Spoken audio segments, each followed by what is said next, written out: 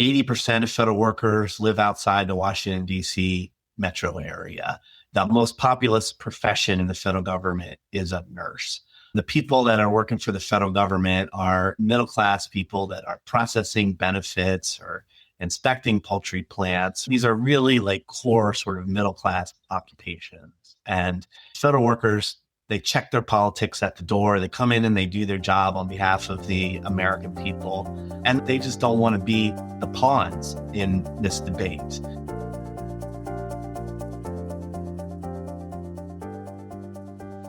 Welcome to Management Matters. I'm James-Christian Blockwood. This week, we're reflecting on the longest government shutdown in U.S. history and exploring its impacts, and importantly, how we can avoid shutdowns in the future. Our guests today are two experts in government policy and practice. Romina Boccia, Director of Budget and Entitlement Policy at the Cato Institute, a leading voice on federal spending, entitlement reform, and the economic implications of rising national debt. Robert Shriver, Managing Director of the Civil Service Strong and Good Government Initiatives at Democracy Forward, where he champions democracy and the civil service for the American public. Rob previously served as Acting Director of the U.S. Office of Personnel Management. Welcome to you both. Thank you, James-Christian. Hi, James-Christian. Nice to see you. Nice to see you, Romina. Let's start by looking back. Romina, what are the most significant long-term effects of the shutdown on federal operations and public services as you see them?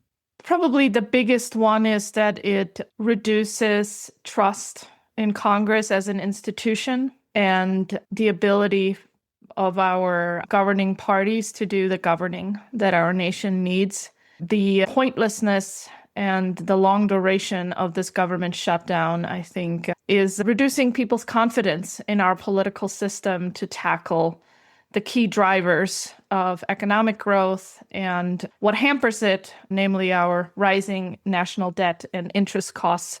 There will be a small economic impact that the Congressional Budget Office has estimated somewhere between 7 and 14 billion, given the previous long shutdown that lasted 35 days. CBO determined that the long-term economic cost, what we weren't able to recoup, was about 3 billion. I assume that the lower end estimate here is more accurate.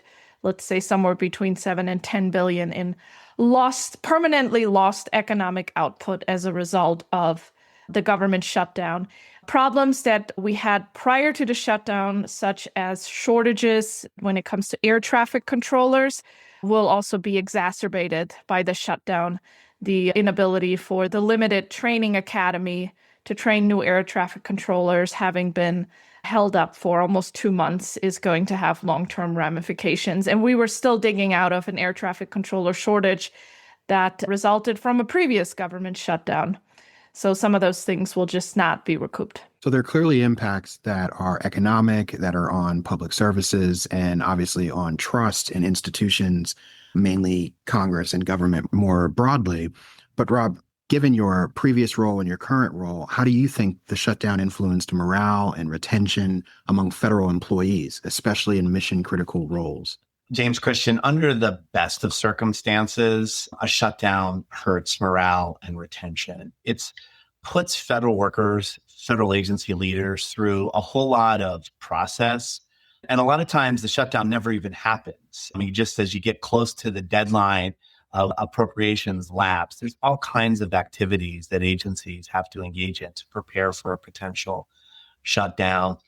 And then we have outdated notions of whether somebody is a, quote, essential employee, which isn't even really the legal standard and has nothing to do with the importance of your job. We have people working without pay, or people who are furloughed. In this latest shutdown, that went on for 40 plus days, and nobody knows when it's going to be over. But let me just highlight that this shutdown in particular was far from the best of circumstances for federal workers. First of all, you start with the president, the OMB director, saying that if you are deemed non-essential, you very well could be fired permanently, something that's not happened in shutdowns before. We had employees who left the Department of Education for furlough, put their out-of-office messages up, and they had the agency actually go in and change the language of individual employees' out-of-office messages to some inflammatory partisan language that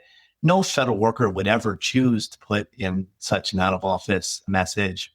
And then they put into question whether feds were going to get paid when the shutdown ends, something that has happened after every shutdown that's ever occurred, including now this one. And while I would say that they're demoralizing and frustrating for feds on a regular basis, this one was particularly morale sapping. A lot of different reasons for the shutdown, but we can all agree, or at least we should all be able to agree, that one, shutdowns and even continuing resolutions are really no way to govern, at least not effectively. And two, that no one really benefits from a shutdown, and certainly the American public doesn't. And three, our elected leaders have a responsibility to fund government. So with that in mind, are there lessons we can learn? Can we think about reform? Can we think about how to avoid a future shutdown? I'm wondering if you have any thoughts on that. And maybe, Romina, we can start with you. For me, this shutdown really crystallized that we've centralized too many functions in Washington, and that if we had a federal government that was more focused on less partisan core functions of what the federal government should be doing, then we could have these tensions and debates in the states rather than at the federal level where it has implications for the entire country and even globally. What I mean by this is if you look at Switzerland, for example, most of their programs, like social programs, welfare programs, are managed on a state or canton level, including healthcare, for example. And their federal or central government is focused more on core national responsibilities, like national defense, for example. They even have a part-time Congress because most of the economic and social functions are handled on the state level. And the United States started at more of that kind of place. And I think the debates we're having over the size and scope of government and what government should do, unfortunately, by centralizing those in Washington, we have made a lot of these programs more fragile as our population and our political leaders have become more polarized. Because if you look at the Obamacare debate, this isn't about Obamacare subsidies more broadly. This was specifically about the COVID credits expiring, which, like I said, is primarily for higher income earners. It's not subsidies for low-income Americans that couldn't otherwise afford healthcare. And that is really about expanding what was supposed to be help for lower-income Americans into a middle-class entitlement that looks much more like Medicare and Social Security than Medicaid. And if a certain state, say California, for example, wanted to provide generous healthcare subsidies to higher income earners, so long as it comes out of that state's budget, that's perfectly fine. And the people of California can have that debate. But when you centralize those kinds of decisions in Washington, you inevitably invite these kinds of battles that cause all this collateral damage. Because the issue with Obamacare was that it was adopted on a partisan basis. No Republican voted for Obamacare. No Republican voted for the Obamacare COVID credits. Democrats had every option to make those permanent, in fact, when Biden was in the White House, but chose not to because they didn't want to realize the deficit impact. And so they're trying to put that responsibility on Republicans now by demanding that they make a subsidy permanent that Democrats put in place without any Republican support. And in many ways, the way that Russ Vought and others are trying to reduce the scope of federal government operations and also the size in terms of the federal employees that are carrying out these functions really comes back to a concern over grants and funding that the federal government provides that are things that the federal government shouldn't be doing in the first place. So we're having these really tense battles because we've centralized, from my perspective, too many functions that are economic or social in nature, where we should be having those debates at a state level. But by centralizing it in Washington, we've basically made everyone subject to the same policies when Americans just don't agree on so many issues. And Rob, let's take this back to the federal workers. What lessons do we learn from this recent shutdown, and what advice would you have? Let's hope that we do not have a future shutdown, but should we have one, what advice would you have for federal workers, how to navigate through it based on things that we've learned in this shutdown? Yeah, I think that the major challenge that we have is that Congress doesn't do a good job at its core constitutional function of enacting a budget. And the vast majority of years, we wind up with continuing resolutions rather than appropriations. That process is broken. That makes it very hard on agencies to deliver effectively for the American people when there is always a question about the budget. You're trying to deliver on multi-year projects. And we really need Congress to do its job and pass these budgets and work together. You know, the Republicans control the White House, they control the House, they control the Senate. This is the one lever that the Dems have to allow for some bipartisanship is over the budget. And I think it's incumbent on the parties to work together to try to avoid these shutdowns and get budgets enacted. I think it's good that there's a law on the books that comes from the last shutdown in 2019 that just says that federal workers are going to get the back pay when a shutdown ends. I wonder if Congress could take up some kind of law that similarly provides for emergency appropriations when there is a lapse so that we don't have to have these shutdowns going forward.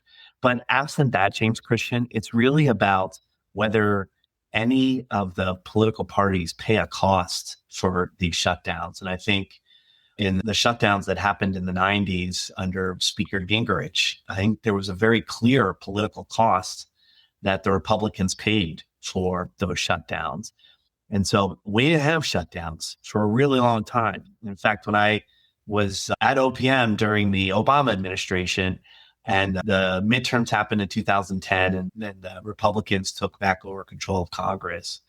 We had to refresh our shutdown guidance at OPM, which had not been touched since the mid-90s because shutdowns just weren't a political thing to be done. And then throughout the Obama and the Trump and Biden administration, and now Trump too, it seems that shutdowns have become less politically damaging to parties. And if that's going to continue to be the case, then it's going to be hard to drive shutdown politics out of the discussion. But if the American people hold political parties accountable for those shutdowns in a way that maybe we saw something happening in the elections, the off-cycle elections that happened in the midst of the shutdown this year, then that'll help deter future shutdowns from happening. And what I would say to federal workers is, look, shut out all the noise. There's so many people in this country that support what you're doing and that know that what you're doing is really important on a day-to-day basis. And I hope that you're able to find the tools from the community that can assist you in getting through the shutdown, including financial support tools and places to get food. We had federal workers who were at food banks trying to get food during the shutdown. And that's a terrible place to be. But hopefully you can find those resources and get the help you need.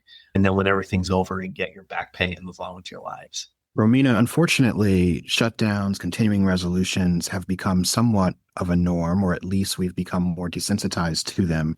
In your opinion, how do we get congressional leaders to work together more to avoid some of the negotiations that happen, some of the disagreements that happen, and ultimately what leads to shutdowns? I think that negotiations and disagreements are just part of the political process.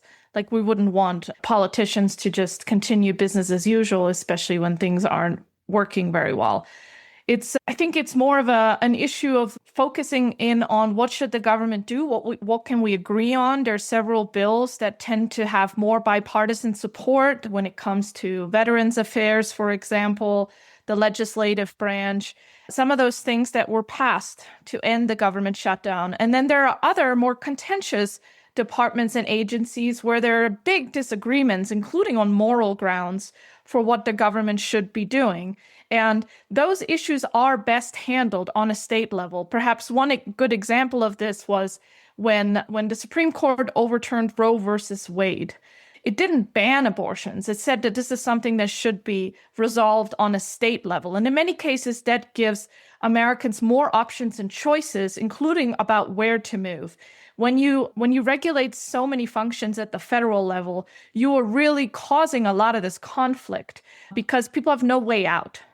And so I think this is something that we have lost sight of and why we're seeing more polarization and partisanship as a result of this increasing centralization and growing the size and scope of government. So that's not easily done, but I think that's where we need to start. Solutions like avoid automatic continuing resolutions that just keep government funded, they will just put that pressure elsewhere. And then you'll have that debate, say, over the debt limit or some other potential leverage point where there might be even more severe consequences if politicians decide to use that as lever. You do have to have opportunities where politicians can debate important issues, given that the American people are not unified on a lot of these questions that cause these government shutdowns.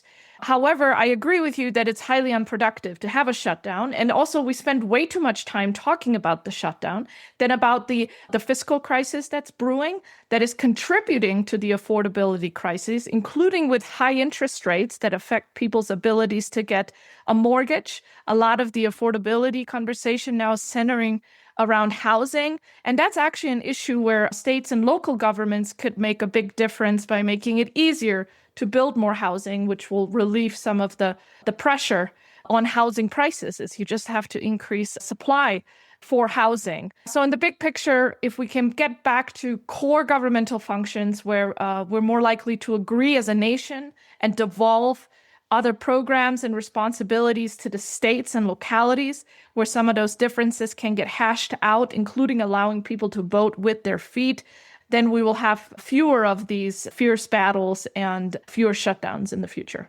I agree. Negotiations and debate done in good faith are part of the process and even necessary. But let's talk more about productivity. What reforms would you propose to make the federal budgeting process more resilient and less prone to crisis? Yeah, the most important one would be to stop treating discretionary spending as its own thing. We should have a comprehensive budget. More than 2/3 of the budget is on autopilot. Those are the programs that are driving the debt crisis. It's primarily Medicare and Social Security. Healthcare spending in general is becoming a bigger issue in the federal budget. Those were part of the tax code. They're part of mandatory spending, and we're not even having a debate about those programs. So I think that's where we start. We also need to think about procedures like reconciliation that used to have a good purpose, meaning reducing deficits from coming to a budget agreement. Instead, those procedural tools have been used to push through partisan priorities without need for bipartisanship and without consideration of whether those policies can be long-term robust if you don't have bipartisanship. And so it is unfortunate that both parties, Democrats generally expanding entitlement programs like these Obamacare COVID credits, using reconciliation as a tool to do so without Republicans, and Republicans then turning around and cutting taxes in a partisan fashion without Democratic support. We've created a government monster where spending keeps going up, entitlements keep expanding, and we continuously cut taxes, which will eventually lead to a fiscal crisis. And we actually do need a bipartisan solution out of that.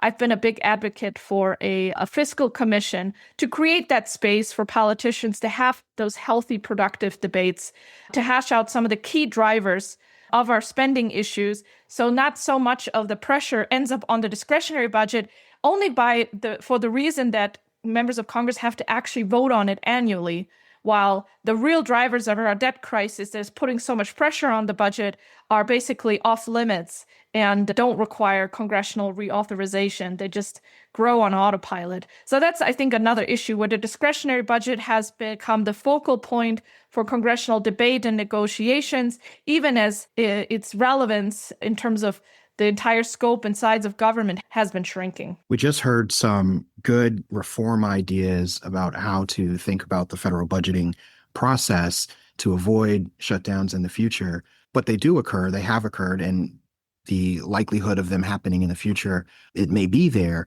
But we did also talk about how those shutdowns affect the American public. They experience the trickle-down effects of those shutdowns. Rob, you talked about how the federal workforce experiences shutdowns. You also talked about how our elected leaders take on their responsibilities and their constitutional and core responsibilities. How can the American public ensure accountability of government's core responsibilities, such as passing a budget? I first want to say that Romina put a whole lot of really important issues on the table, important issues that are at the core of our national debate. And she has a perspective and others have different perspectives. And I think what federal workers would say is, that's great. Leave us out of that. Don't use us as a pawn for those discussions. And 80% of federal workers live outside the Washington, D.C. metro area. The most populous profession in the federal government is a nurse. The people that are working for the federal government are middle-class people that are processing benefits or inspecting poultry plants or serving as prison guards. These are really core sort of middle-class occupations. And federal workers, they check their politics at the door. They come in and they do their job on behalf of the American people. And they just don't want to be the pawns in this debate. And so I think what's important is that federal workers and people who begin to realize how important the job is into their day-to-day lives of the federal government, like the behind-the-scenes stuff that people don't know is just making the wheels go, that when those federal workers aren't there, then the wheels stop and some of the things that you depend on are no longer there. People, as they start to realize those things, we need to speak up, and we need to speak up on behalf of a well-functioning federal government that is delivering services efficiently and effectively for the American people. And that's the message that needs to be carried through to members of Congress and to the administration. And they need to understand that the federal government has to work well for everybody, and that the shutdown politics makes it not work well for anybody. And so let's get the federal workers on the job, keep them on the job, and stop using them as pawns in these political debates, which are very important debates to have in the country. Rob, we've talked a lot about the impact of the shutdown, and when you're experiencing one and you're a federal worker, there has to be some thought around what do you do and what resources might be available. Is there anything that you can share with the federal workforce? Yeah, thanks, James-Christian. So I would ask federal workers to check out our website, civilservicestrong.org.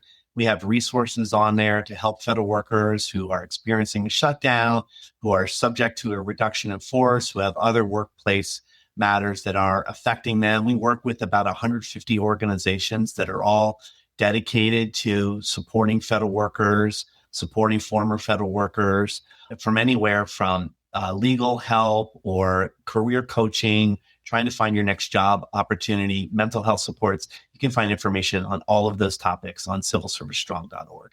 Romina, you offered a lot of reform ideas, and of course, policymakers have an idea of different policies that they would want to pursue, but there has to be a way to influence those policymakers or provide high-level insights on things that they should be thinking. Is there a resource out there that talks about reforming our budget process or looking at these issues more specifically? Yes, I recommend that listeners sign up for the Debt Dispatch on Substack. It's a free newsletter that's read widely by members of Congress. It provides honest fiscal facts and actionable insights that drive America's debt debate, with new pieces coming out several times a week.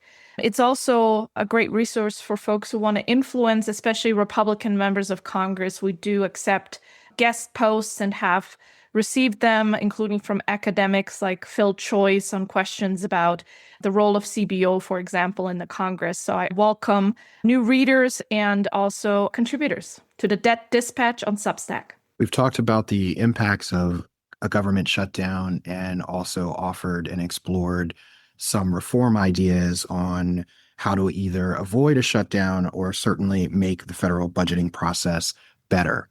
I want to thank our two guests, Rob Shriver and Romina Boccia, for sharing your insights with us. They are invaluable. Thank you. Thank you, James-Christian. Thanks, James-Christian.